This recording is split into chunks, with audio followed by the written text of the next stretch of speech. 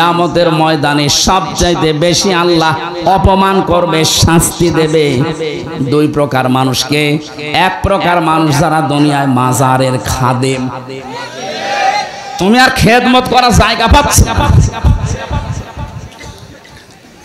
ও মরে গেছে, ওর কবর বানিয়ে ব্যবসার জন্য খেদমতে লেগেছে। ওটা কোনো খেদমত না, ওটা একটা ব্যবসা। এ হাল তেরা জাল হাই, মকসুদ মেরা মাল হাই, এ আজিব তেরা তাল হাই। এই কথা বলছেন, একটাও যেন না থাকে। সুর যখন উঠেছে, যত শিরিকা দেশে আছে সবগুলো যেন মাটির সাথে মিশে যায়।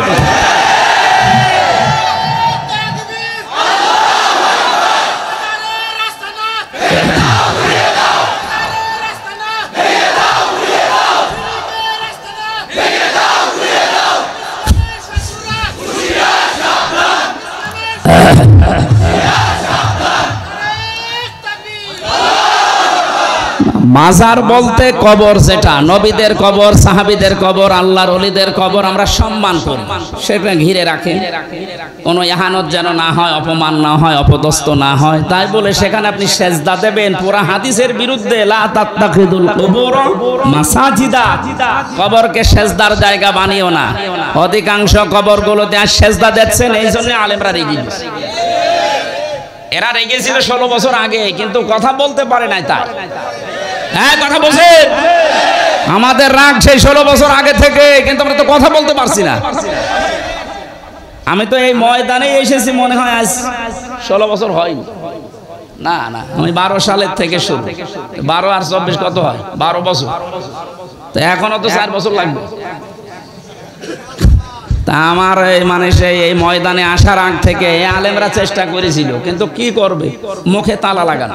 নাটোর জেলার বড়াইগ্রাম থানার অন্তর্গত রাজাপুর মোলাডলি যুব সমাজের উদ্যোগে এক বিরাট সিরাতুন নবী সাল্লাল্লাহু আলাইহি ওয়াসাল্লাম ওয়াজ মাহফিলের সম্মানিত সভাপতি, মাহফিলের প্রধান অতিথি, বাংলাদেশ জামাত ইসলামী নাটোর জেলা শাখার শ্রদ্ধাভাজন আমির জনাব ডক্টর মীর নুরুল ইসলাম, বিশেষ অতিথি হিসাবে যারা উপস্থিত আছেন, পাবনা জামাত ইসলামী বাংলাদেশের শ্রদ্ধাভাজন জেলা আমির অধ্যাপক মোহাম্মদ আবু তালিব, বিশেষ অতিথি হিসাবে উপস্থিত আছেন আপনাদের এলাকার কৃতি সন্তান, বিশিষ্ট শিক্ষাবিদ জনাব অধ্যাপক আব্দুল হাকিম। মঞ্চে বসা আছেন আমাদের অভিভাবক বড় ভাই জনাব আশরাফুল ইসলাম, আপনাদের রাজাপুর কেন্দ্রীয় মসজিদের সম্মানিত খতিব, ইমাম, মুয়াজ্জিন, আশপাশ এলাকা থেকে আসা সম্মানিত ওলামায়ে কেরাম, সামনে বসা মুসলমান ভাইরা, পর্দার আড়ালের সম্মানিতা মা এবং বোনেরা, প্রশাসনের ভাইরা, প্রাণ প্রিয় নাটোর পাবনাবাসী,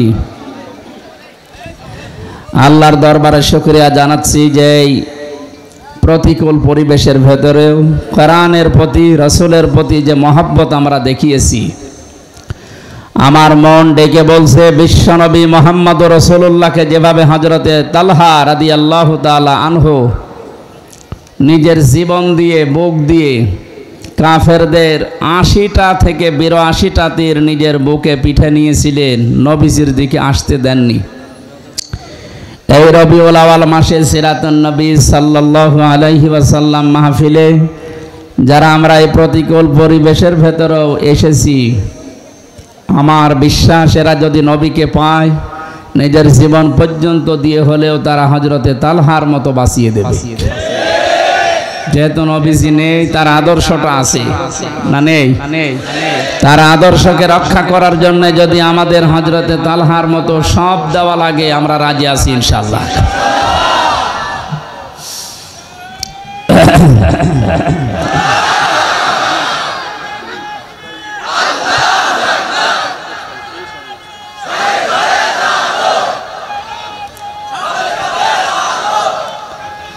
আলহামদুলিল্লাহ ভাই।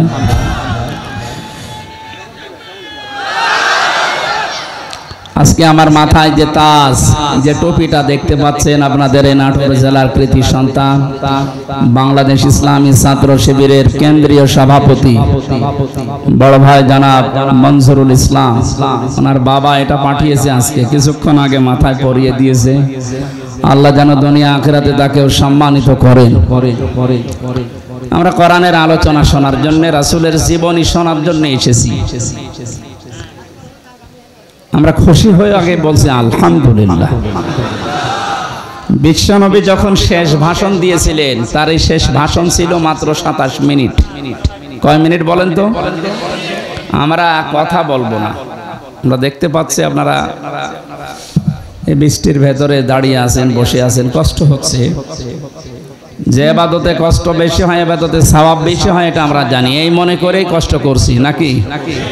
বলেন না, সালাতি ওয়া নুসুকি ওয়া মাহইয়ায়া ওয়া মামাতি লিল্লাহি রাব্বিল আলামিন। হে নবী, আপনি বলেন না যে আমার নামাজ পড়া, আমার কুরবানি করা, আমি বেঁচে আছি, আমি মরে যাব, সব আল্লাহর জন্য আমি দিয়ে দিয়েছি। এই শব্দগুলো বলতে যত সহজ মনে হচ্ছে, এটা প্র্যাকটিক্যাল লাইফে সেট করা কি অত সহজ?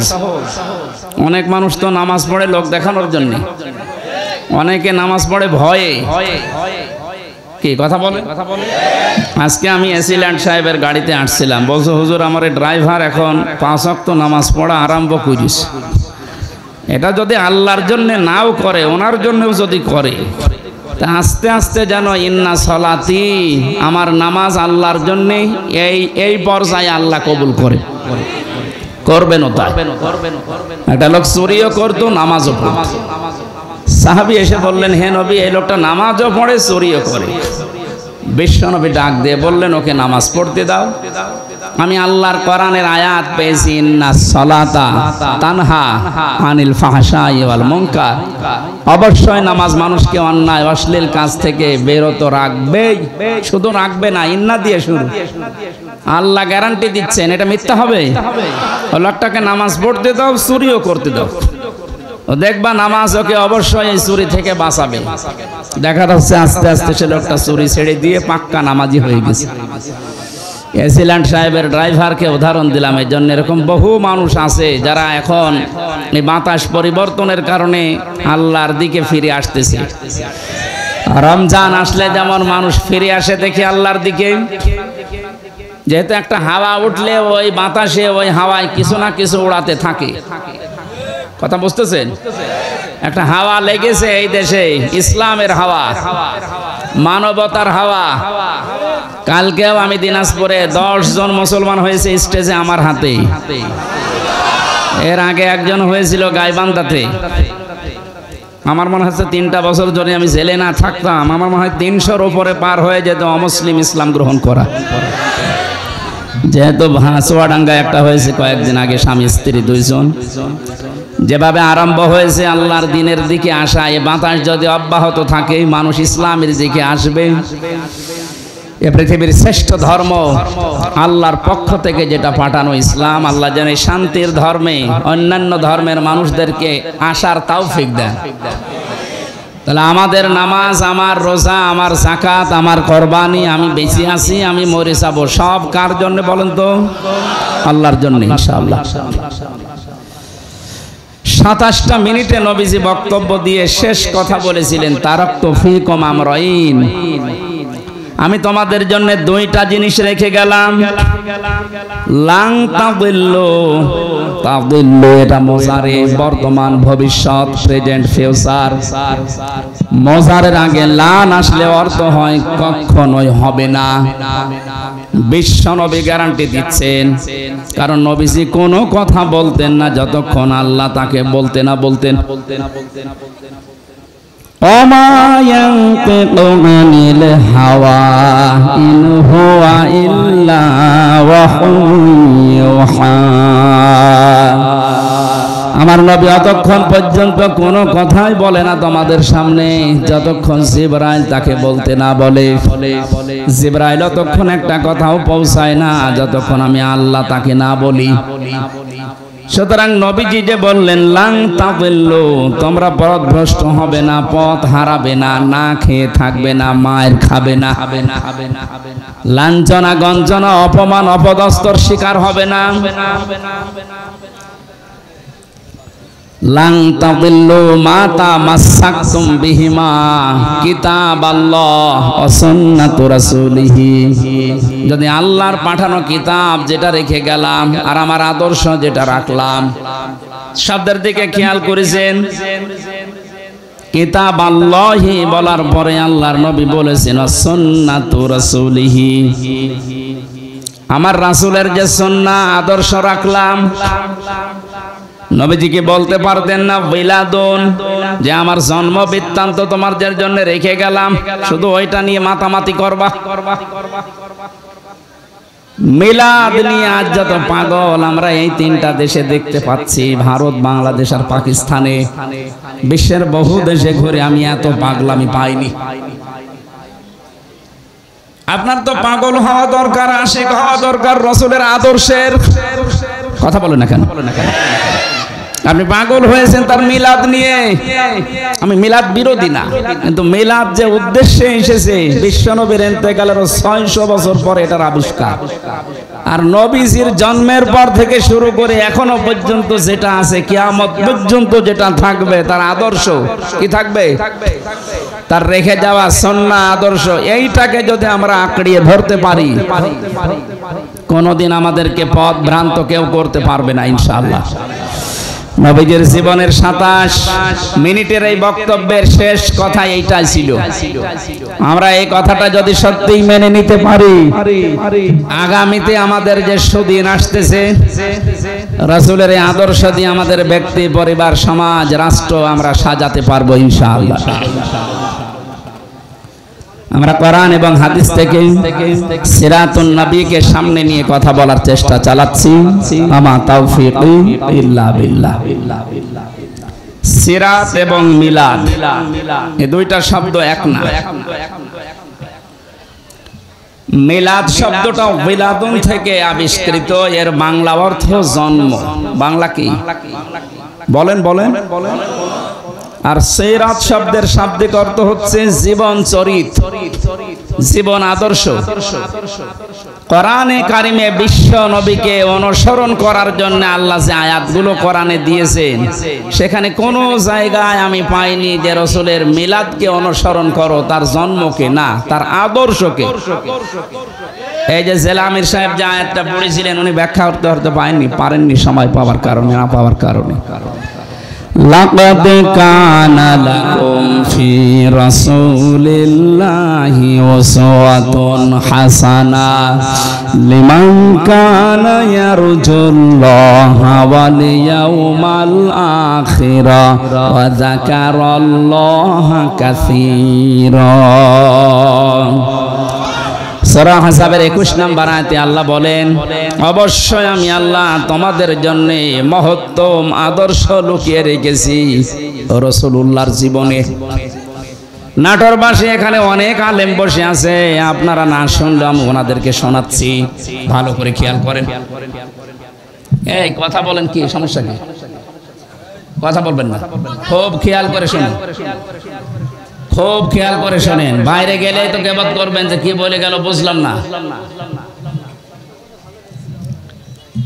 অবশ্যই আমি আল্লাহ তোমাদের জন্য মহত্তম আদর্শ, সর্বোত্তম এই আদর্শ লুকিয়ে রেখেছি মুহাম্মদ ইবনে আব্দুল্লাহর জীবনে। এ কথা এখানে আল্লাহ দেননি, সরাসরি নাম দিয়েছেন। আল্লাহকে মুহাম্মদ ইবনে আব্দুল্লাহ শব্দটা জানেন না, বলেন বলেন। মানে জানার পরও কেন রাসূলুল্লাহ দিলেন? ফি রাসূলিল্লাহি, রাসূলুল্লাহর জীবনে, আল্লাহর রাসূলের জীবনের ভেতরে তোমাদের মহত্তম আদর্শ লুকিয়ে রেখেছি।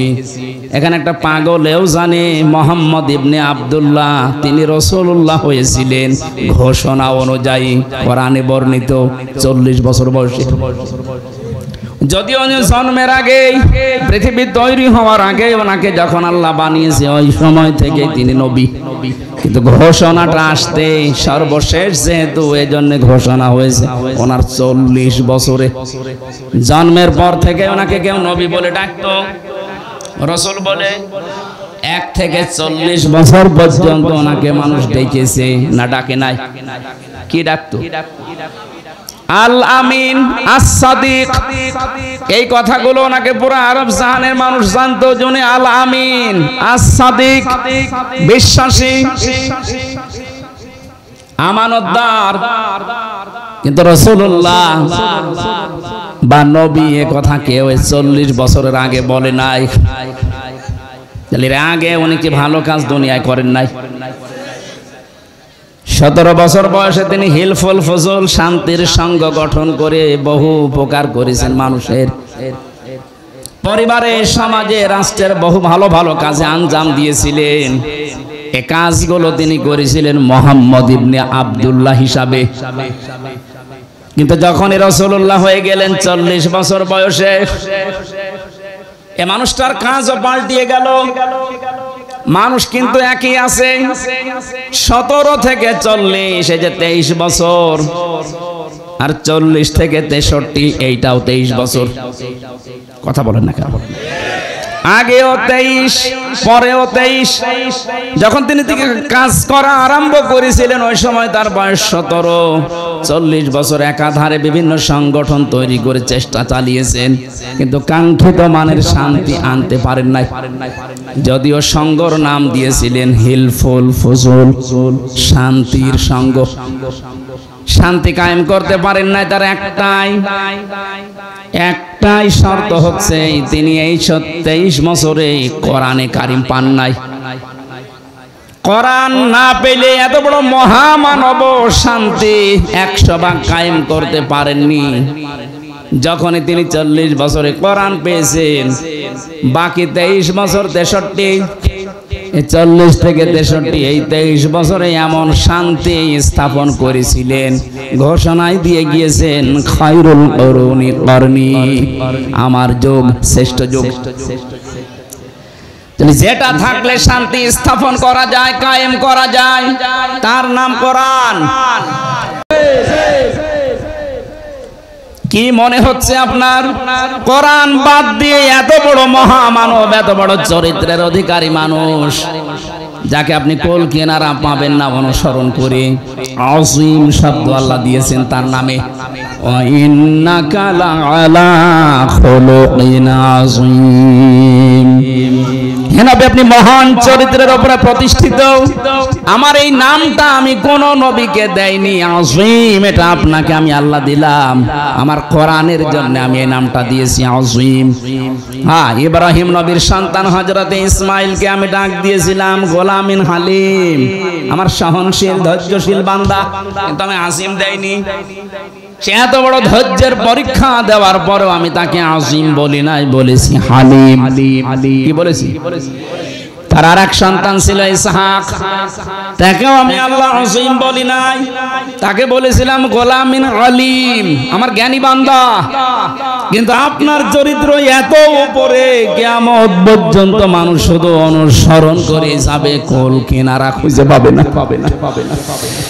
এই মহামানব, মহান চরিত্রের অধিকারী মানুষ আপনি চিন্তা করে দেখেন, 23টা বছর চেষ্টা চালালেন সংগঠন তৈরি করে, তাও পারেননি।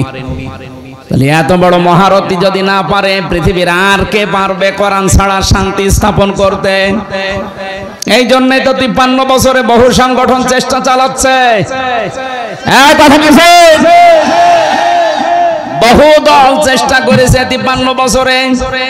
কোরআনে কারিম নেই, কোরআনের কর্মসূচি আমরা বাস্তবে দেখতে পাইনি, এজন্য শান্তির পরিবর্তে অশান্তি বেড়ে গেছে। যেহেতু প্রমাণ আমরা পেয়েই গেছি, এখন আর ভুল করব না। নবীজির বাকি 23 বছরে যে কোরআন হাতে নিয়ে তিনি চেষ্টা করে খায়রুল কুরুনি করনি উপহার দিলেন, ওটা যদি এদেশে আমরা দেখতে চাই, আমাদেরও কোরআনের কাছে আসা লাগবে। কথার অর্থ যদি বুঝে থাকেন, মাহফিল সাকসেস। বলে কোরআন ছাড়া শান্তির জায়গা আর নেই। সে যে সূরাতে আসুক না কেন ও তো ধোঁকা। যদি আবার বাবা কবর থেকে আসে, স্বামী আসে, চাচা আবার যদি আসে, সব ধোঁকা, কারণ কোরআন নেই।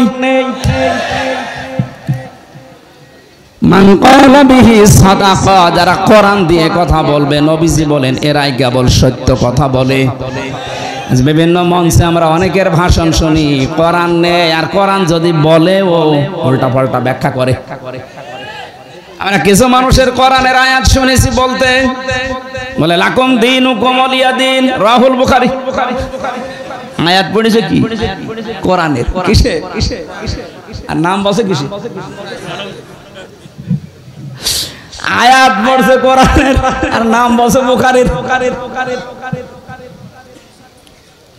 অথচ কোরআনে কারিমে কত স্পষ্ট ভাবে ধারালো জোরালো ভাবে আল্লাহ জানিয়েছেন, ওয়ালাউ তাকাওয়ালা আলাইনা বা'দাল আকাবিল লা আখাযনা মিনহু বিল ইয়ামিন সুম্মা লাকাতা'না মিনহুল ওয়াতিন।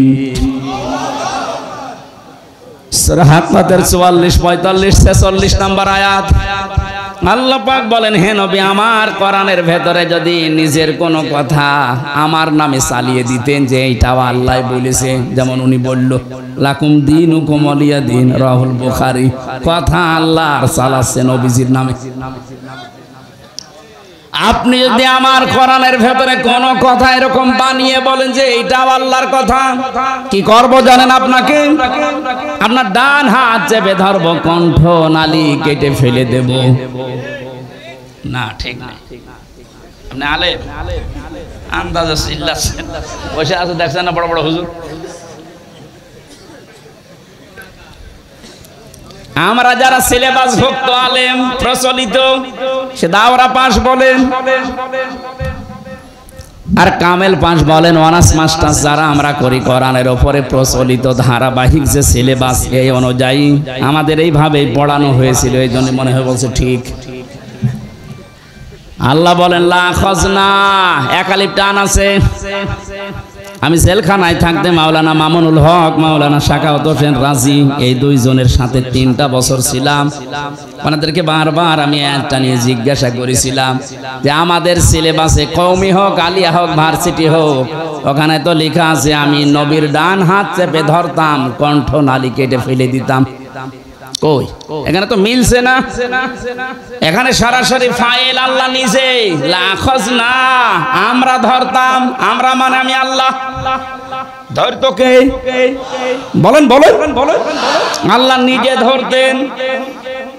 মিনহু বিল ইয়ামিন, বি মানে দ্বারা, দিয়ে কর্তৃক। 99টা অর্থ আছে বি এই বা শব্দের। আল্লাহ বলেন মিনহু বিশিমাল না, মিনহু বিল ইয়ামিন, আমি আমার ডান হাত দিয়ে, ডান হাতের দ্বারা, ডান হাত কর্তৃক আমি নিজে ধরতাম আমার নবীকে। তাহলে নবীর ডান হাত ধরতাম না, আমি নিজে ধরতাম আমার ডান হাত দিয়ে। কথাটা উলট পালট হয়ে যাচ্ছে। আমি আশা করছি আলেম যারা আছেন আর একটু চিন্তা করবেন শব্দটা নিয়ে। আল্লাহ বলেন আমি আমার নবীর হাত ধরতাম না, আমার হাত দিয়ে আমি নবীকে ধরতাম। তাহলে আমি আমার হাত দিয়ে, বাম হাত না ডান হাত? কেন আল্লাহর বাম হাতে শক্তি নেই? তাহলে মেন হবে শিমাল দিলেন না কেন? এই জন্যে তাফসির মাহফিলে আসতে হয়।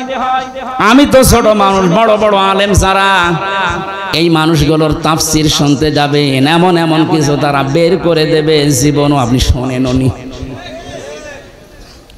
চিন্তা ভাবনা করার জন্য আল্লাহ কোরআন দিয়েছেন। এর জন্য কোরআন কেন্দ্রিক আপনার জীবন যত বেশি এগিয়ে আসবে, না জানা তথ্য আপনাকে আল্লাহ দিয়ে বলাবে।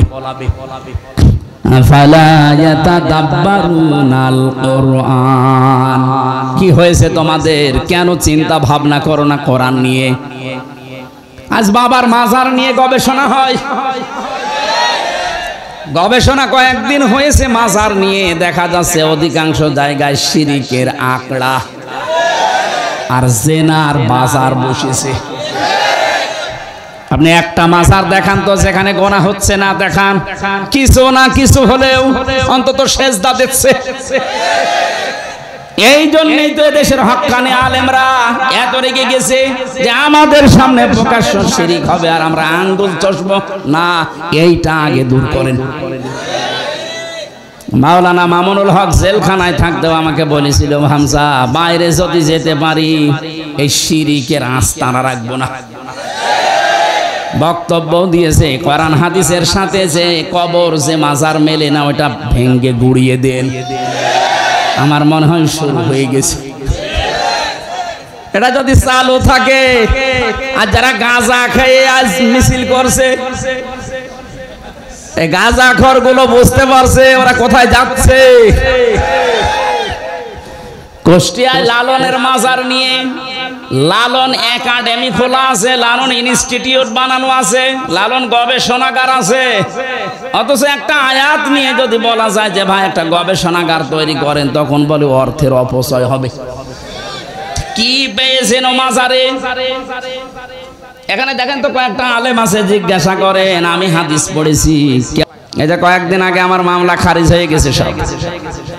বিচারপতিকে জিজ্ঞাসা মনে করবো যে স্যার এই মামলা তো 3 বছর আপনার হাতে ছিল, তখন তো কিছু বললেন না, এখন বলছেন কোনো মাল নেই, কি দেখে বিচার করব? উনি এই কথাই বলতো যে হুজুর আমার হাত বাঁধা। কি বাঁধা? হাত যেহেতু এখন খোলা হয়ে গেছে, এদেশের 1628টা চেয়ার আছে, একটা হাত শুধু খোলা ছিল, বাকি 1627টা হাত বাঁধা ছিল। এখন ওই হাত খোলা মানুষ যেহেতু পালিয়ে গেছে, আর ওনার ছেলে যা কথা বলেছে পরশুদিন যে দেশের মানুষ আমার মাকে কুকুরের মতো তাড়িয়ে দিল, একটা কথা একটা ভালো জিনিসের সাথে যদি তুলনা করতো যে বাঘের মতো তাড়িয়ে দিল, দিয়েছে কিসের নাম লিখেছে? আসলে যেভাবে পালিয়েছে নামটা বেশ অ্যাপ্রোপ্রিয়েট হয়েছে। নাটোরবাসী মাজারের বিপক্ষে আমরা না, কিন্তু মাজার নিয়ে কেউ ব্যবসা করতে পারবেন না এই দেশে, কারণ এই দেশের মানুষ এখন জেগে উঠেছে। আপনি তাদের কবরকে এমনিতে ঘিরে রাখবেন, সম্মান দেবেন, জিয়ারত করবেন, দোয়া করবেন, কারণ ওই মানুষটা সবচেয়ে বড় বিপদে আছে। নবীজি বলেন একটা মানুষ যখন কবরে চলে যায়, সমুদ্রের ভেতরে জাহাজ ডুবে গেলে যেমন মানুষ বিপদে থাকে ওই রকম বিপদে আছে। সে নিজেই বিপদে আছে, আপনি কেন তার কাছে যাচ্ছেন? আর তার জন্য দোয়া করেন আল্লাহ যেন তাকে শান্তি দেয়।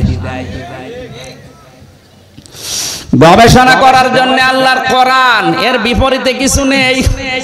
যত চিন্তা ভাবনা করবেন কোন শব্দ নিয়ে, দেখবেন না জানা তথ্য আপনাকে আল্লাহ দিচ্ছেন। এখানে যে লাখাজনা মিনহু বিল ইয়ামিন আল্লাহ দিলেন, তাহলে এতদিন পর্যন্ত আমাদের সিলেবাসে আমরা যা দেখেছি একটু খেয়াল করে পড়লে এটা হতো না। আল্লাহ বলেন আমি নিজে আমার ডান হাত দিয়ে ধরতাম। কেন? আল্লাহর বাম হাতেও শক্তি আছে, ডান হাতের নাম দিলেন। আমরা সচরাচর যে উদাহরণ দিলে বুঝি ভালো, আল্লাহ ওই উদাহরণ সেট করেন ওইটা বোঝানোর জন্য। এই যে আমাদের জীবনের সম্পর্ক যেহেতু সময়ের সাথে, এই জন্য জীবন সম্পর্কে কোনো তথ্য দেওয়ার জন্য আল্লাহ কিন্তু দিয়েছেন সময়ের কসম, ওয়ালা আসরি ইন্নাল ইনসানা লাফি খুসর। আল্লাহ বলেন সময়ের কসম, কারণ এখানে আল্লাহ মানুষের জীবন সংক্রান্ত বিষয়গুলো আল্লাহ উল্লেখ করছেন। এ পৃথিবীতে সময় আছে বলে আমি আছি, সময় না থাকলে আমার কোনো দাম নেই। হামজাকে কেউ হামজাও বলবে না, বলবে লাশ। তাহলে আমার আসল পুঁজি কি? সময়। বলেন বলেন আমার আসল পুঁজি কি? এখানে এই জিনিসের কসম দিয়েছেন আল্লাহ, ওয়ালা আসরি, সময়ের কসম। আমরা যেহেতু বুঝি যে কোনো জিনিস ধরতে হলে বাম হাতের চাইতে ডান হাত দিয়ে ধরলে শক্ত ভাবে ধরা যায়, মজবুত ভাবে ধরা যায়, এই জন্য আল্লাহ বাম হাতের নামটা দেয়নি, দিয়েছে ডান হাতের নাম। যদিও আল্লাহর দুই হাতে শক্তি, দুই হাতে শক্তি নেই, আমরা বুঝি যে এটা ওইটা আল্লাহ ব্যবহার করলেন। যে আমি আমার ডান হাত দিয়ে নবীজিকে চেপে ধরতাম, আমার ডান হাত দিয়ে ধরলে নরমালে মানুষ ধরে না, ঢিলা ঢালা ধরে না, শক্ত করে মজবুত ভাবে ধরতাম। লাখাযনা মিনহু বিলয়ামিন সুম্মা লাকাতানা মিনহুল ওয়াতিন। শুধু ধরতাম না, যেটা দিয়ে কথা বলে নবীজি তার এই কণ্ঠনালী আমি কেটে ফেলে দিতাম। ফামা মিনকুম মিন আহাদিন আনহু হাজিজিন। আরে ব্যাপারে তাকে বাঁচাতে আমাকে কেউ রুখতে পারতো না। কত বড় কঠিন ভয়ঙ্কর তথ্য আল্লাহ দিলেন যে আমার কোরআনে এমন কোন কথা নবী পর্যন্ত বলে ছাড় পেত না। সেখানে অনেক মানুষ আল্লাহর কোরআনের কথা বুখারী শরীফ বলে চালিয়ে দেয়, তার কিছু হয় না। কথা বলেন না কেন? এই জন্য যারা কোরআন বাদ দিয়ে কথা বলবে, কোরআনে কারিমের তথ্য বাদ দিয়ে যারা এই কথা বলবে, ওদের কথার ভেতরে ভেজাল থাকার সম্ভাবনা নেই। আরো জোরে বলেন। মান ক্বালা বিহি সাদাকা। যারা কোরআন দিয়ে কথা বলে এরা সত্য কথা বলে, কারণ এই কথায় বিশ্বাস করা যায়। কথা বলেন না কেন? কোরআনের বাইরে কোনো কথা বললে আমরা বিশ্বাস করি না, কারণ ওর ভেতরে ওর দুর্বিসন্ধি আছে। আল্লাহ যেহেতু কোনো পক্ষপাতিত্ব করেন, বলেন বলেন বলেন বলেন বলেন বলেন। কোরআনের কথাগুলো যারা শোনার জন্য অ্যাক্টিভ হয়ে বসে আছেন, এবার যে তথ্যটা দেওয়ার জন্য এতক্ষণ পর্যন্ত আমি অগোছলা কথা বললাম, এবার মেন জায়গায় এসেছি। বিশ্ব নবী মুহাম্মদুর রাসূলুল্লাহর সিরাত সুরাত তার আদর্শকে গ্রহণ করার জন্য আল্লাহ পাক অর্ডার দিয়েছেন 40 থেকে 63। আপনি যদি 1 থেকে 40 বছর পর্যন্ত তাকে অনুসরণ না করেন জাহান্নামে যাবেন। আমি পাইনি, কেউ যদি পেয়ে থাকেন তথ্য আমাকে দেন। কিন্তু 40 থেকে 63 এই 23 বছরে যদি কেউ 1 সেকেন্ড নবীকে না মানে সে জাহান্নামে যাবে। অনেক শিক্ষিত জ্ঞানী গুণী মানুষ আছেন, এই জন্য এই তথ্যটা আমি বললাম। যারা আজ বলেন আমি নবীওয়ালা কাজ করি, নবীওয়ালা কাজ শুরু হবে আপনার নবী যখন হয়েছিলেন ওই সময় থেকে। অনেকে জন্মের পর থেকেই নবী হয়েছিলেন, এটা কিন্তু অনেকে কাটছাট করে ছড়াবে যে আমির হামজা নবীকে নবী মানে না। আমি কি এটা বোঝাচ্ছি? উনি 1 থেকে 40 বছর পর্যন্ত ঘোষণা হয়নি যে উনি নবী। আরবে কেউ বলতো না, হ্যাঁ ওনাকে মোহাম্মদ ইবনে আব্দুল্লাহ বলতো। সুতরাং 1 থেকে 40 বছর পর্যন্ত ওনার কোনো শত্রু ছিল না, কেউ বাধাও দেয়নি। অথচ ভালো কাজ কিন্তু এই বছরে করেছে। কারো ঘর পড়ে গেলে ঘর বানিয়ে দিত, কারো মেয়ের বিয়ে না হলে টাকা পয়সা কালেকশন করে মেয়ের বিয়ে দিয়ে দিত, ছেলে মেয়ে লেখাপড়া করতে পারে না টাকা পয়সা তুলে সেখানে সাহায্য করতো। এই কথাগুলো আমরা সিরাতে পড়েছি। কথা বলেন না কেন? তাহলে ভালো ভালো কাজ করতে গিয়ে পুরো আরব জাহানে ওনার কোন শত্রু ছিল? বলেন বলেন। কেউ তেড়ে এসেছে, কেউ দাঁত ভেঙে দিয়েছে। অথচ 40 বছরে যেই দিন নবী হয়েছেন ওই দিনের দিকে তাকান। জীবনে একটু খেয়াল করে পড়তে পারেন না কোনো বিষয় পড়লে? আমরা তো গরু ছাগল না যে আন্দাজে পড়বো, আমরা চিন্তা ভাবনা করে পড়বো। নামের আগে মানুষ আমাদেরকে আলেম লিখে দেয়, এমনি দেয়। হেরা গুহায় তিনি 40 বছর বয়সে সেই দিন প্রথম জিবরাইল এসে বলেছেন ইকরা, তিনি বলেছেন মা আনা বিকারি, আমি পড়তে পারি না। 1 বার 2 বার 3 বার বলার পরে যখন বুকে জড়িয়ে বলেছেন ইকরা বিসমি রাব্বিকাল্লাযী খালাক, সঙ্গে সঙ্গে বিশ্ব নবী এবার পড়া আরম্ভ করলেন। শুধু পড়েননি, একাধারে 5 আয়াত পড়েছিলেন। এবার খেয়াল করেন তো কি বলছে। নাটোর বাসী বিশ্ব নবী প্রথম 3 বার পড়লেন না কেন? বললেন আমি পড়বো না, আমি পড়তে জানি না। কেন? চতুর্থবার যখন তিনি পড়া আরম্ভ করলেন, জিবরাইল কিন্তু প্রশ্ন করেছিলেন যে বারবার আপনাকে বললাম আপনি পড়লেন না, এখন হঠাৎ করে 5টা আয়াত একবারে পড়লেন, কারণ কি? নবীজি উল্টা দিয়েছিলেন প্রশ্ন, হে জিবরাইল তুমি আমাকে তো বলো না যে কি পড়া লাগবে, তুমি খালি ইকরা ইকরা ইকরা বলো, কি পড়বো? যখনই বলেছো বিসমি রাব্বিকা, রবের নামে, তখন কিন্তু আমি আর দেরি করি নাই। কারণ আমি যদি পড়তেই চাই আমার রবের নামে পড়বো, কোনো গুরু ঠাকুরের নামে না। এতক্ষণ পর্যন্ত যদি বলতে বিসমি রাব্বিকা, রবের নামে পড়েন, আমি তো আরম্ভ করে দিতাম। আমার প্রত্যেকটি পদক্ষেপ যেহেতু আমার উম্মতের জন্য শিক্ষা, কিয়ামত পর্যন্ত আমার উম্মত যারা দুনিয়ায় আসবে তারা যেন রব ছাড়া কারো নামে না পড়ে। নবীর উম্মতেরা ৯৬% মুসলমান এই দেশে আমরা নবীর উম্মত বলে দাবি করছি, অথচ ১৬ বছরের শিক্ষা ব্যবস্থা কোথায় নামিয়েছে? রবের নামে যে পড়াশোনাগুলো ছিল সেগুলো তুলে দিয়েছে, আরো চেষ্টা চালাচ্ছিল। আল্লাহ দয়া করে যদি আমাদেরকে স্বাধীনতা না দিত, আমার মনে হয় যা অবস্থা শুরু হয়েছিল। কয়েকদিন আগে দেখলাম সুনামগঞ্জে ইসলাম শিক্ষা পড়াচ্ছে একটা হিন্দু স্যার। আপনি চিন্তা করতে পারেন কোথায় শিক্ষা নেমেছে।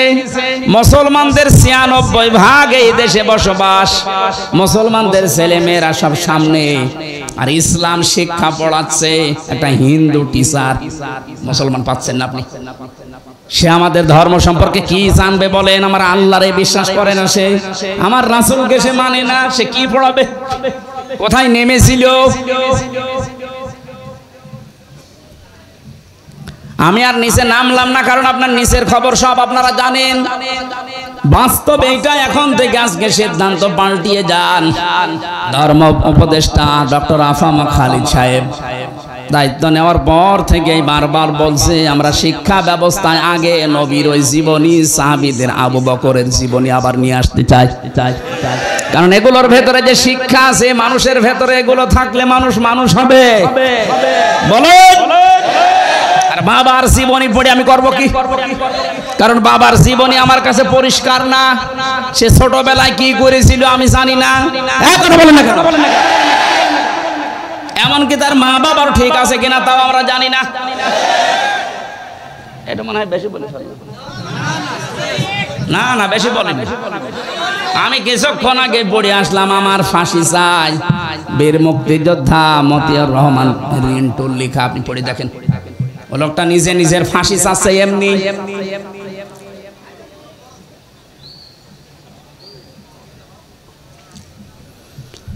আমি জানি কিছু মানুষের একেবারে জ্বলিয়ে যাচ্ছে, কি করবো, এই সত্যটা গোপন করব কি করে? একটা মানুষ কি করে বলতে পারে যে আমার ফাঁসি চাই? কি দেখিয়েছে তাহলে বলেন? পড়া দেখলাম বইয়ের ভেতরে, একেবারে মনে হচ্ছে দেখে দেখে পড়ছি। যদি রাগ হয় একটু বইটা পড়ে নিয়েন, রাগ এমনি মাটি হয়ে যাবে। পৃথিবীর কোন মানুষের জীবনী দিয়ে আপনার জীবন পাল্টাবে না যতক্ষণ পর্যন্ত আপনার সামনে মুহাম্মদুর রাসূলুল্লাহর জীবনী না আসবে। কারণ এটা মহত্তম আদর্শ। হ্যাঁ, কাদের জন্য এটা? সবার জন্য না। এবার আসেন তো, নাটোরে এই প্রকার মানুষ আছে কিনা? আমি বলবো তো আগে। আয়াতের পরবর্তীতে আল্লাহ ৩টা কথা লাগিয়েছেন, যাদের ভেতরে এই ৩টা গুণ পাওয়া যাবে তাদের জন্যই বিশ্ব নবী হবেন আদর্শ। ১ নম্বরে লিমান কানা ইয়ারজুল্লাহ। দুনিয়ায় যে কাজ করতে গিয়ে যারা আল্লাহর সন্তুষ্টির দিকে খেয়াল করে যে এ কাজে আমার আল্লাহ রাজি আছে, তো এ কাজে আবার আল্লাহ নারাজ হয়ে যাবে না, তো এইটা খেয়াল করে যারা দুনিয়ার জীবন চালাবে, এই মানুষগুলোর জন্য মুহাম্মদুর রাসূলুল্লাহ হবেন আদর্শ। আপনি এদেশে এবার আপনার নিজের দিকে তাকান, আপনার সব কাজ আল্লাহর খুশির জন্য হচ্ছে তো না? লিমান কানা ইয়ারজুল্লাহ ওয়াল ইয়াউমাল আখিরা রাজাআ ইয়ারজিউ, মানে ফিরে আসা। যে মানুষগুলো সব কিছু আল্লাহর সন্তুষ্টির জন্য, আল্লাহকে দেখানোর জন্য করে, আল্লাহর দিকে ফিরে আসে। ২ নম্বরে কিয়ামতে জবাব দিতে হবে, এই টেন্ডেন্সি যাদের তৈরি হচ্ছে।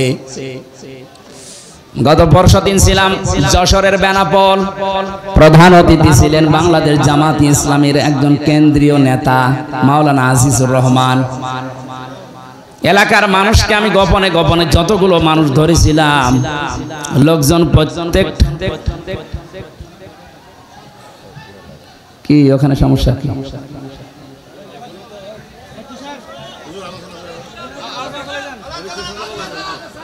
সাপ নাকি সাপ?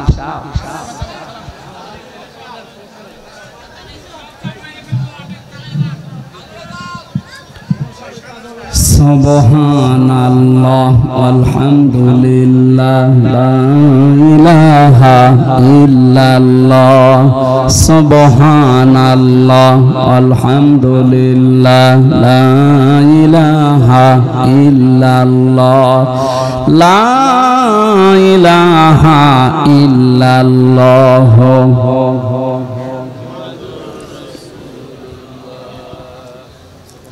কি দেখা শেষ হয়েছে ওনাদেরকে?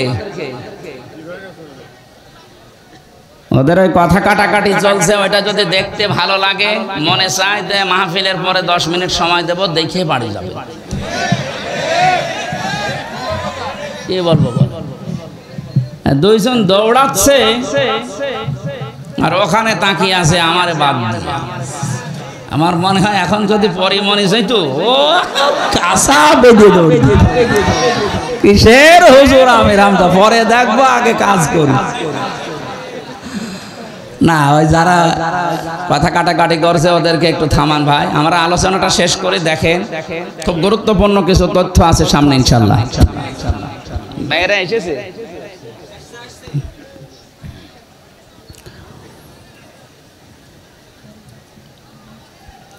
দুই নম্বরে ওনার কথা বলছিলাম এই কারণে যে কিয়ামতে জবাব দেওয়া লাগবে আল্লাহর দরবারে। বিশ্বাসটা যার ভেতরে আসবে বেশি, তার জন্য মুহাম্মদুর রাসূলুল্লাহ হবেন আদর্শ। উনি একটা চাকরি করেন কলেজে, যেই কয়দিন ক্লাস নিতে পারে না, শুনলাম এই মানুষটা ওই কয়দিনের বেতন সরকারের খাতায় ফেরত দিয়েছে। জিজ্ঞাসা করলাম কেন এমন করে? ওনার ভেতরে এই ভয়, না জানি ওই টাকা যদি নিয়ে আমি খাবার খাই, দুনিয়ায় আমার রক্ত গোশত যেটা চর্বি হবে, ওটা কিয়ামতে আল্লাহ জাহান্নামে জ্বালাবে। কিয়ামতের এই বিশ্বাস যদি মানুষের ভেতরে তৈরি হয়, সে কোটি কোটি টাকা আত্মসাৎ করতে পারবে। বলেন, এ দরবেশ বাবার ভেতরে এই বিশ্বাসটা ছিল না, এজন্য এত বড় দাড়ি নিয়েও এত টাকা আত্মসাৎ করিস। যাদের ভেতরে এটা তৈরি হবে তাদের জন্য নবী আদর্শ। যাদের ভেতরে এটা তৈরি হবে না যে জবাব দেওয়া লাগবে, তার দাড়ি বড় হতে পারে, জব্বা বড় হতে পারে, পাগড়ি বড় হতে পারে, 24 ঘন্টা নামাজে থাকতে পারে, কিন্তু ওর আদর্শ ও রাসূলুল্লাহ এখনো হয়নি। আর নবীজি যদি কারো আদর্শ না হয়, আপনার কি মনে হয় ওকে জান্নাত পাওয়ার কথা? তাদের জীবনে সবচাইতে বেশি আলোচনা হবে আল্লাহর। কার? আরো জোরে বলেন। সবচাইতে বেশি আলোচনা পাবেন তাদের জীবনে আল্লাহর। আমরা এই বাস্তবতা দেখেছি এই 16 বছরে, আল্লাহর আলোচনার চাইতে বিভিন্ন মানুষের আলোচনা আমরা বেশি শুনি। মুসলিম যে কয়টা দেশে ঘুরলাম, বিশ্ব রোডের পাশে পাশে দেখলাম লা ইলাহা ইল্লাল্লাহ, সুবহানাল্লাহ, আস্তাগফিরুল্লাহ, লা হাওলা ওয়ালা কুওয়াতা। মানুষ গাড়ি চালাতে যায়, ওদিকে মুখ চাই, চোখ যায়, একবার পড়ে নেয় লা ইলাহা ইল্লাল্লাহ।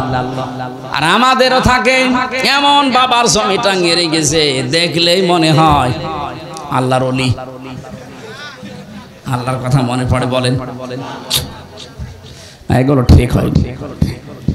যাদের জীবনে আল্লাহর আলোচনা বেশি স্থান পায় না, এই যে কাছে র দিয়েছেন আল্লাহ, এই মানুষগুলোর জন্য বিশ্বনবী আদর্শ হবেন না। যাদের জীবনে সবচেয়ে বেশি বেশি আল্লাহর কথা স্মরণ হয়, আল্লাহর জিকির হয়, আল্লাহর আলোচনা বেশি হয়, এদের জন্যই বিশ্বনবী হবেন দুনিয়ায় আদর্শ। নবীজি ওখান থেকে ফিরে আসলেন, খাদিজাকে ডাক দিয়ে বললেন, জাম্মিলুনি জাম্মিলুনি ইয়া খাদিজা, ও খাদিজা আমি ভয় পেয়েছি। হে পৃথিবীর মানুষ, এবার খেয়াল করেন, ওই সময় হযরতে খাদিজাতুল কুবরার 15 বছর সংসার হয়ে গেছে। ডাক দিয়ে বলেন, আবুল কাসেম ভয় পাবেন না, কোন দুষ্ট জিন আপনাকে ভয় দেখাতে পারে না।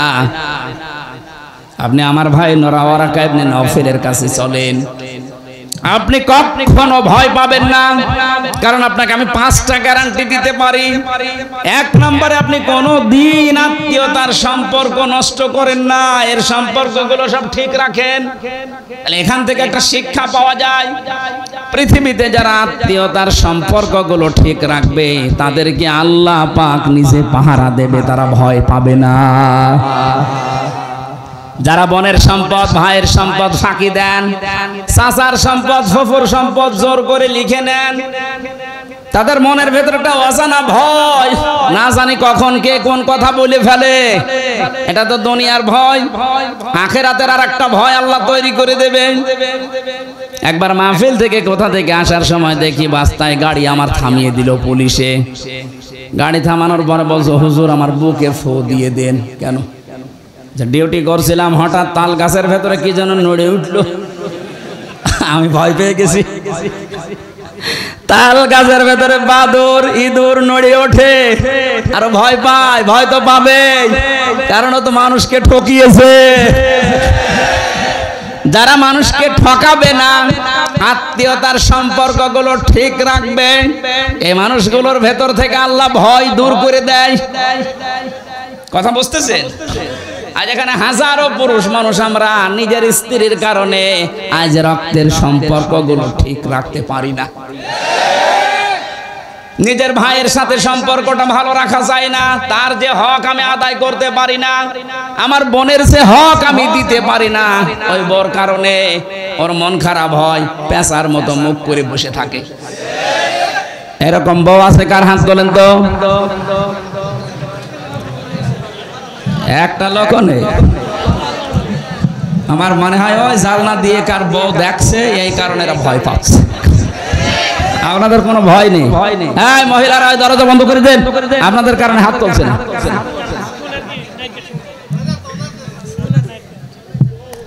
আমি হাসির জন্য বলি না, এটা বাস্তব। নবীজি বলেন, কোন স্ত্রী যদি চায় যে আমার স্বামী বেশি দিন দুনিয়ায় বেঁচে থাক, তার হায়াত বেড়ে যাক, তার সম্পদ বেড়ে যাক, তার সম্মান বেড়ে যাক, সে যেন আত্মীয়তার সম্পর্কগুলো ঠিক রাখার জন্য স্বামীকে তাকিদ দেয়। এরকম বউ দেশে কম না? আমার মনে হয় জরিপে 100 জনের 98 জনই ফেল। কথা বলে না কেন? রাসূলের স্ত্রী সাক্ষী দিচ্ছে, হ্যাঁ নবী আপনি ভয় পাবেন না, আপনি জীবনে আত্মীয়তার সম্পর্ক তো নষ্ট করেন না। আজ নিজের স্ত্রী, সন্তান, মেয়ে, ছেলে এদেরকে সুখে রাখার জন্য ভাইয়ের জমি ফাঁকি দিলেন, বোনের জমি ফাঁকি দিয়ে মেরে দিলেন। অথচ এই মানুষগুলো যে পাপটা হয়ে গেল, এই পাপের বোঝা ওরা কেউ নেবে না, সব আপনাকেই বহন করা লাগবে। কামাই করছেন ওদের সুখের জন্য, কিন্তু পাপের ভাগ শুধু আপনার নিজের জন্য। এরকম পাগল দুনিয়ায় আমরা আসি। এ পাগলামি আমরা আর করব না। বউ যদি না থাকে, না থাক, আর একটা বিয়ে করব। হ্যাঁ, এটা তো আমরা রাজি আছি। তারপর আমার আখিরাত যেন নষ্ট হয়ে না যায়। যে বর কারণে আমার ভাইয়ের সাথে, বোনের সাথে, চাচার সাথে, ফুফুর সাথে হক আদায় করা যায় না, ওই বউ আমার দুনিয়া আখিরাত ধ্বংস করার জন্য এসেছে। একবার আল্লাহর দিকে তাকিয়ে বলেন তো, এরকম বউ আছে কিনা? দেখে তোলেন, হাত তোলেন, আমি একটু দেখে দোয়া করি।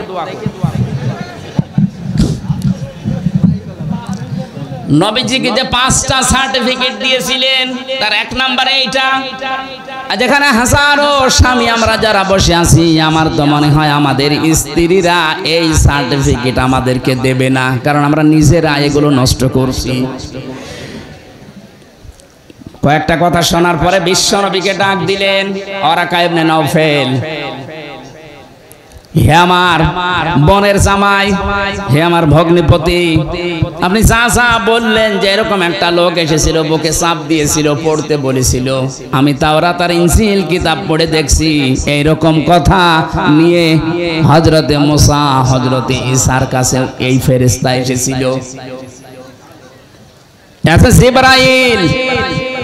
কিন্তু সমস্যা আমি দেখতে পাচ্ছি আর একটা, এই ফেরেশতা যার কাছে আসে ওই জাতির লোকেরা ওই লোকটাকে এলাকায় থাকতে দেয় না, তাড়িয়ে দেয়। আমার তো মনে হচ্ছে যে ফেরেশতা আপনার সাথে দেখা করেছে, কথা বলেছে, ওহী নাযিল করেছে। কিছুদিনের ভেতরে আপনার এলাকার মানুষেরা, বংশের মানুষেরা আপনার শত্রু হয়ে দাঁড়াবে, আপনাকে দেশ থেকে তাড়িয়েও দেবে। মুহাম্মদ রাসূলুল্লাহ ওই সময় বলেছিলেন, কি বলেন ভাই আপনি? আমার জাতির লোকের আমাকে আলামিন বলে, আস-সাদিক বলে, আমার নামও ধরে ডাকে না, এত সম্মান দেয় আমারে, আর তার আমারে তাড়িয়ে দেবে, আমারে মারধর করবে, এটা আমি মানি না। ওয়ারাকা ইবনে নাওফাল বলেছিল ওই সময়, হে মুহাম্মদ সাল্লাল্লাহু আলাইহি ওয়াসাল্লাম, আমি তো আমার তাওরাত ইনজিলের ভবিষ্যৎবাণী দেখতে পাচ্ছি, এ ফেরেশতা যাদের কাছে আসে তাদেরই পরিণতি এই হয়। কিন্তু আমার আফসোস, আমি যদি ওই সময় পর্যন্ত বেঁচে থাকতাম তাহলে আপনাকে আমি সাহায্য করতাম, কিন্তু আমার হায়াত তো পর্যন্ত আর নেই। কি বুঝলেন এখান থেকে? আমি শুধু ঘটনা বলবো তা না, সিরাত যেহেতু এটা, আজকে তো তাফসীর মাহফিল না, সিরাত মাহফিল। বিশ্ব নবী মুহাম্মদুর রাসূলুল্লাহ সাল্লাল্লাহু আলাইহি সাল্লাম যখনই তিনি রাসূল হলেন, নবীওয়ালা কাজ আরম্ভ করলেন, তখনই তার জাতি তার শত্রু হয়েছিল। এমনকি ৮২ বার এই ২৩ বছরে তাকে হত্যা করার জন্য চেষ্টা চালিয়েছিল। আপনিও যদি নবীওয়ালা কাজ আরম্ভ করেন, হ্যাঁ, মুহাম্মদ ইবনে আব্দুল্লাহর কাজ করলে আপনার কোনো শত্রু থাকবে না, আপনাকে আরো ভালো বলবে, এই কথা বুঝেন, আপনাকে মারহাবা দেবে, স্বাগতম জানাবে, বেতন বাড়িয়ে দেবে। এই মানুষটা যখন মুহাম্মদ ইবনে আব্দুল্লাহ থেকে রাসূলুল্লাহর কাজ আরম্ভ করবে, যখন নবীওয়ালা কাজ শুরু করবে, আসল নবীওয়ালা কাজ যেটা, অবশ্যই তাকে ৮২ বার না হোক ২ বার হলেও হত্যার চেষ্টা হবে। তাকান তামাম দুনিয়ার দিকে, যারাই নবীওয়ালা কাজ আরম্ভ করে তারাই বাতিলের টার্গেট হয়ে যায়। আপনি কি মনে করেন যে ব্যক্তিগত শত্রুতা তাদের সাথে? না, তাদেরও চরিত্র আপনার মতোই ভালো, আপনার চাইতেও ভালো। তাদের এত শত্রু কেন? ঘরে থাকতে পারে না, ২৪ ঘন্টা আতঙ্কে থাকে, একটাই কারণ এই মানুষগুলো নবীওয়ালা কাজ আরম্ভ করেছে। এই জন্য রাসূলুল্লাহর মিলাদ আর সিরাত এক জিনিস না। আজ যারা মিলাদ নিয়ে পাগল, আমি পাগল হতে নিষেধ করছি না, কিন্তু শুধু মিলাদ নিয়ে যদি আপনি আনন্দ করেন, মাস্ট বি আপনি জাহান্নামে যাবেন। এটা আমি বানালাম। নবীজির আপন চাচা আবু তালেব আর আবু লাহাব, দুইজনেই কিন্তু নবীর মিলাদে জন্মে খুশি ছিল, এত আনন্দ করেছিল। আবু লাহাব, সুয়াইবিয়া নামক সেই মহিলা এসে বলেছে, আপনার এতিম, আপনার ভাইয়ের ছেলে, মরা ভাই আব্দুল্লাহর ছেলে এতিম, একটা ছেলে জন্ম নিয়েছে, খুব ফুটফুটে দেখতে। বলেছিল, এত বেশি খুশি হয়েছি আমি, তো এই সংবাদটা দেওয়ার কারণে আমি তোকে মুক্ত করে দিলাম। যা, নিজের কেনা দাসী বাদী মুক্ত করে দিয়েছে। আপনি তো এত বড় কাজ করতে পারেন না, আপনি শুধু মিলাদে জিলাপি আর খেচুড়ি খেয়ে আনন্দে আছেন। আর এই লোকটা বিশ্বাস করতো না আল্লাহ একজন আছে, রাসূল উনি বিশ্বাস করতো না, কিন্তু এই কাজটা করেছিল নবীর জন্মে খুশি হয়ে, নিজের বাড়ির কেনা বাদী পর্যন্ত আজাদ করে দিয়েছিল। কিন্তু আল্লাহ এই কাজটা নষ্ট করেননি, মিলাদের এই কাজটা আল্লাহ নষ্ট করেননি। কিয়ামত পর্যন্ত এই আবু লাহাব এই 2টা আঙ্গুল মুখের ভেতর দিয়ে শুধু চষবে, একটা আনন্দ পাবে, সুখ পাবে, শান্তি পাবে। আবু তালেবের কথা জানি, সেও কিন্তু নবীর মিলাদে জন্মে খুশি হয়েছিল। কিন্তু বিশ্ব নবী যখন তাকে বলেছিলেন, ইয়া আম্মি আবি তালিব, লা ইলাহা ইল্লাল্লাহ হাজ্জুল লাকা ইনদাল্লাহি ইয়াউমাল কিয়ামা, রাহুল বুখারী, হে চাচা, আপনি শুধু আস্তে করে আমাকে বলেন যে লা ইলাহা ইল্লাল্লাহ, মুহাম্মাদুর রাসূলুল্লাহ বলা লাগবে না, শুধু আল্লাহর একত্ববাদের ঘোষণাটা দেন, আপনাকে আমি ঝগড়া করে কিয়ামতে জান্নাতে পৌঁছিয়ে দেব। লোকটা পড়ে নাই, ও নবীর মিলাদে খুশি, কিন্তু সিরাত পেয়ে, তার আদর্শ পেয়ে, তার রাসূলুল্লাহর যে গ্যারান্টি তিনি যে নবী রাসূল, এইটা পেয়েও খুশি না। ও বলেছিল, ভাতিজা তোমাকে ভালোবাসি, কিন্তু তোমার এই নবুয়ত আমি মানতে পারলাম না, কারণ মানলে মানুষ আমাকে কাপুরুষ বলবে, ভীরু বলবে, তুমি আমারে মাফ করে দিও। কি বুঝলেন আপনি এখান থেকে? এই লোকটা দুইজন চাচা, আপন চাচায় দুইজন, এরা রাসূলকে ভালোবেসেছিল তার মিলাদে, কিসে? জন্মে। কিন্তু তারা আদর্শ মানতে পারে না, এই জন্য দুইজনই জাহান্নামী। এই লোকটার পায়ের নিচে শুধু জাহান্নামের দুইটা ফিতা আল্লাহ লাগিয়ে দেবে, চটি পরিয়ে দেবে, দুইটা মাথার মগজ পর্যন্ত ফুটবে। সিরাতের কিতাবে পেয়েছি তার পায়ে কেন আল্লাহ দেবে? মুখে, গালে, এই সমস্ত মাথায়, পিঠে, হাতে আগুন লাগবে না কেন? খালি এক জায়গায় আগুন লাগাবে। জবাব হচ্ছে লোকটা সে ছোটবেলা থেকে শুরু করে নবীকে কোলে নিয়ে, কাঁখে নিয়ে, পিঠে নিয়ে, মুখে নিয়ে, চুমা দিয়ে, বুকের ওপরে নিয়ে সারা জীবন নবীকে ভালোবেসেছে, আদর করেছে, কিন্তু কোনোদিন পায়ের কাছে রাখে নাই। এই যে পায়ের কাছে রাখে নাই, পায়ের সাথে নবীজির শরীর লাগে নাই, বাকি ওরা শরীর নবীজির শরীরের সাথে, জান্নাতি শরীরের সাথে স্পর্শ হয়েছিল। এই জন্য পুরা শরীরে আল্লাহ জাহান্নামের আগুন লাগাবে না, ওই একটা জায়গায় লাগিয়ে দেবে। তারা নবীর মিলাদে খুশি, কিন্তু চরিত্রে খুশি। বলেন বলেন বলেন। এই জন্য দুইজনে জাহান্নামী। সিস্টেম অপর পৃষ্ঠায় দেখুন, আরো দুইজন চাচার নাম সিরাতে আছে। একজন হযরতে আব্বাস আর একজন হযরতে হামজা রাদিয়াল্লাহু তাআলা আনহুমা। আগের দুইজনের নাম পড়লে কেউ রাদিয়াল্লাহু পড়ে, আর পরের দুইজনের নাম শুনলেই মানুষ পড়ে রাদিয়াল্লাহু তাআলা আনহু, যে আল্লাহ তাদের উপরে রাজি হয়ে গেছে। এই দুইজন চাচার দিকে তাকান, তারা শুধু নবীর জন্মে খুশি ছিল না, জন্মের সময় তো খুশি ছিল, কিন্তু নবীর আদর্শ পেয়ে তারা খুশি। এত বেশি আনন্দ, খুশি হয়েছে নবীর জন্মে, নবীর মিলাদে, নবীর আদর্শ পেয়ে নিজের জীবন দিয়ে নবীর আদর্শ টিকিয়ে রেখেছে। হযরতে হামজা ৭০ টুকরা হয়েছিল, কিন্তু নবীর আদর্শ ছাড়ে নাই। কথা বলে না কেন? হযরতে আব্বাস যে যে বোতাম ছিল তার শরীরের ভেতরে, যে জামার বোতাম, এগুলো সব স্বর্ণের। আল্লাহর নবী মুহাম্মদুর রাসূলুল্লাহ সাল্লাল্লাহু আলাইহি সাল্লাম ডাক দিয়ে বলেছিলেন, চাচা আপনাকে, আপনি আমার চাচা বলে ছেড়ে দিতে পারবো না। কেন? আপনি আসার সময় জিহাদের এই ময়দানে, এই বদরে আসার আগে আমার চাচির কাছে আপনি কিছু স্বর্ণের জিনিসপত্র রেখে এসেছিলেন। যদি মুক্তি পেতে চান, ওইগুলো দিয়ে মুক্তিপণ হিসাবে তারপরে মুক্তি পাবেন। হযরতে আব্বাস ডাক দিয়ে বলে, ভাতিজা মুহাম্মদ, আমি আসার সময় ঘরের ভেতরে তোমার চাচির কাছে স্বর্ণের এই জিনিসগুলো রেখেছি, তোমার চাচি আর আমি ছাড়া কেউ জানে না। তুমি জানলে কি করে? বিশ্বনবী বলেন, চাচা শুধু ওইটা না, আপনি যা করেন জিবরাইল আমারে সব আগে থেকে জানিয়ে দিয়েছে। হযরতে আব্বাস বলে, ভাতিজা এত গোপনের কথা যদি তোমার আল্লাহ তোমাকে জিবরাইল দিয়ে জানিয়ে দেয়, আমি আর গোপনে থাকবো না, তুমি আমাকে এই মুহূর্তে ইসলামে প্রবেশ করাও। হযরতে আব্বাস নবীর আদর্শ মেনে নিয়ে বলেছিলেন, মান সাকাতাল ঈমান মান রাদিয়া বিল্লাহি রাব্বা আবি ইসলামি দীনা আবি মুহাম্মাদুর রাসূলুল্লাহ সাল্লাল্লাহু আলাইহি ওয়াসাল্লাম নাবিয়্যান ওয়া রাসূলা, রাহু মুসলিম। হযরতে আব্বাস বলেছিলেন, কেউ যদি ঈমানের স্বাদ পেতে চাও, আল্লাহকে রব, ইসলামকে জীবন ব্যবস্থা, আর মুহাম্মদুর রাসূলুল্লাহকে কেউ যদি নবী এবং রাসূল এই পৃথিবীতে মেনে নিতে পারো, সেই ঈমানের স্বাদ পাবা।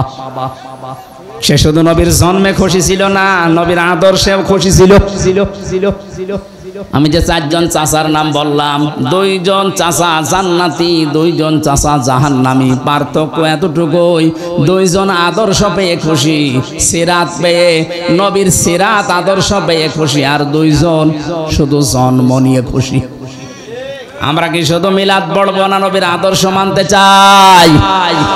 এবার আসেন তো, বিশ্ব নবীকে আল্লাহ এই পৃথিবীতে যে উদ্দেশ্য নিয়ে পাঠালেন, কোরআনে কারীমের সূরা ফাতিহি, এটা 28 নম্বর আয়াত। এটা রব্বুল আলামিন বলেন, হুয়াল্লাযী আরসালা রাসূলাহু বিল হুদা ওয়া দীনিল হক।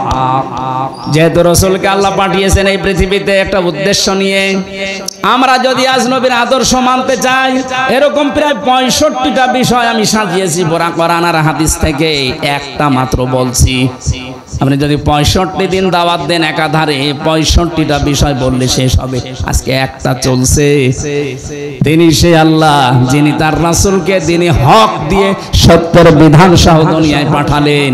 একটাই উদ্দেশ্য তার, লিযুহিরাহু আলাদ দ্বীনি কুল্লি। দুনিয়ায় যত ধর্ম আছে, নিয়ম নীতি বানানো আছে, সব মাইনাস করে সবার উপরে আল্লাহর দ্বীনকে তিনি বিজয় করবেন। এইটাই রাসূলের কাজ। এটা কার কাজ? এইটাই রাসূলের কাজ ছিল। যত নিয়ম নীতি ধর্ম বানানো আছে দুনিয়ায় 4500-এর উপর এখন ধর্ম আছে, সব কিছুকে পেছনে ফেলে ইসলামকে তিনি বিজয় করবেন। আলাদ্দীনি কুল্লিহি, যত দিন আছে আপনি মানুষ মেনে চলে যতদিন, সব দিনকে পেছনে ফেলে দেওয়া লাগবে, ইসলামকে বিজয় করা লাগবে। এইটাই রাসূলের কাজ। আর রাসূলকে যারা মেনে নেয় তার একই কাজ। কথা বলেন। ইসলাম আমরা জানি, ইসলাম আবার দুই প্রকার। কয় প্রকার? বলেন বলেন বলেন। এক নম্বরের ইসলাম হচ্ছে প্রাকৃতিক ইসলাম, আর একটা হচ্ছে শারঈ ইসলাম। প্রাকৃতিক ইসলাম যেটা, এটা আমার আল্লাহ নিজে বানিয়েছেন, নিজেই কায়েম করে দিয়েছেন। এই যে সূর্যটা ওঠে, সূর্যটা ডোবে, এটা আমার আল্লাহ বানিয়েছেন, কিয়ামত পর্যন্ত এই নিয়মে চলবে। এটা প্রাকৃতিক। এটা কি? আম গাছে আম ধরে, জাম ধরে না। সমস্যা কি? যা বলবেন পরে। কি বলছে একটা প্রশ্ন করলে বলতে পারবেন না। ইসলাম কয় প্রকার বললাম?